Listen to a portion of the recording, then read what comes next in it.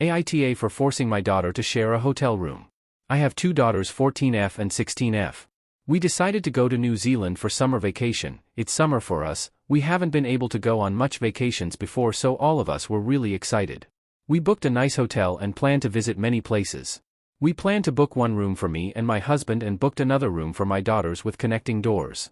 I didn't see a problem, but my daughters want their own room and want privacy and think it's unfair that they have to share, but they are barely going to be spending any time in their rooms. They would only use it for changing and sleeping, so I told them to just deal with it. The room would have a double bed, so I didn't see an issue.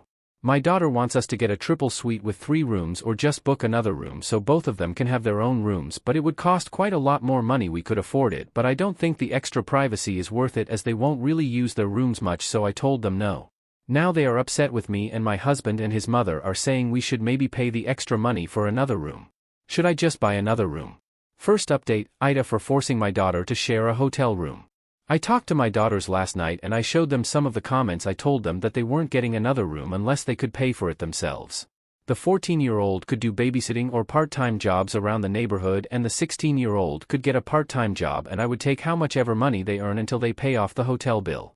Both my daughters were strongly opposed and didn't want to work. I ended up telling that either they share a room, pay for it themselves, or just not go.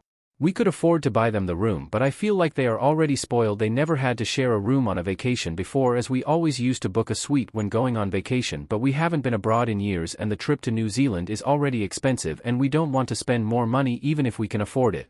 I talked to my husband and I managed to convince him to not give in. We told our daughters firmly it wasn't happening. We haven't booked the tickets yet, and we told them if they kept complaining they wouldn't be included and they would have to stay at grandma's, where they would also have to share a guest room.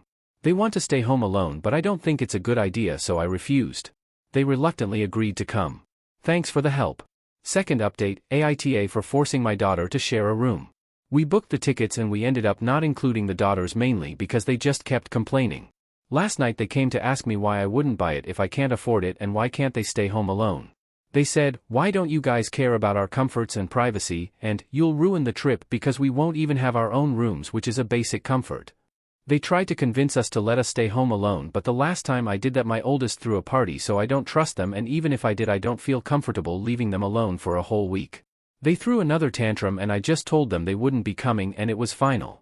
I was going to leave them at my MIL, but she wants to take our daughters on a 4-day trip to Sydney where they will get their own room. She did this, make up for us ruining the daughters' trip by making them share a room and excluding them if they didn't, but I just told her no because I've spoiled them too much and I'm not rewarding a tantrum.